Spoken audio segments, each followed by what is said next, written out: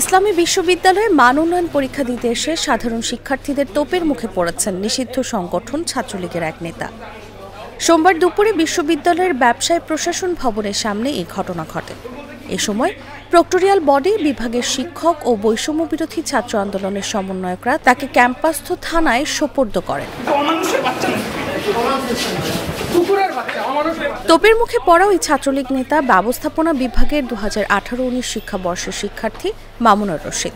তিনি শাখা ছাত্রলীগের বর্তমান কমিটির সহসভাপতি। জুলাইয়ের আন্দোলনে প্রকাশ্যে বিরোধিতা ও শিক্ষার্থীদের হুমকি দেওয়ার অভিযোগ রয়েছে তার বিরুদ্ধে। এছাড়া সে আন্দোলন পরবর্তী সময়েও বিভিন্ন অপপ্রচারে লিপ্ত ছিল। জানা যায়, সকাল 9:30টায় বিভাগের 2018-19 শিক্ষাবর্ষের মান উন্নয়ন পরীক্ষা শুরু হয়। ছাত্রলীগ নেতা মামুনুর রশিদ পরীক্ষায় অংশ নেন। পরে শিক্ষার্থীরা তার বিষয়টি টের পেয়ে পরীক্ষার হলের সামনে জড়ো হয় এবং ছাত্রলীগ ও আওয়ামী লীগের বিরুদ্ধে স্লোগান দেয়। পরে প্রক্টোরিয়াল বডি ও বৈষম্য বিরোধী আন্দোলনের সমন্বয়করা তাকে পরীক্ষার হল থেকে বের করে থানায় নিয়ে যান। এ সময় বিক্ষুব্ধ শিক্ষার্থীরা তাকে কিল ঘুষি ও চড়-থাপ্পড় দেয়।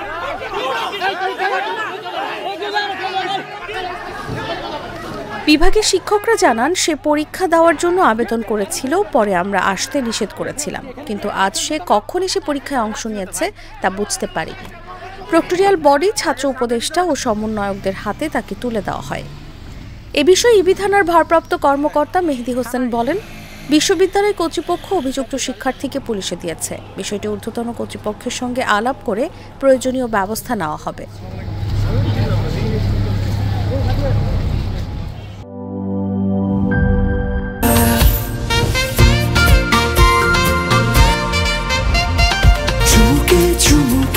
Enjoy the life, চলো পুরাই খুশি তুলে নিয়ে হাতে। Cheer up, oh oh, cheer up, oh oh, cheer up, oh oh, cheer up. চিল হবে রিফ্রেশিং মুডে। চিয়ার আপ, চলো উড়াই খুশি।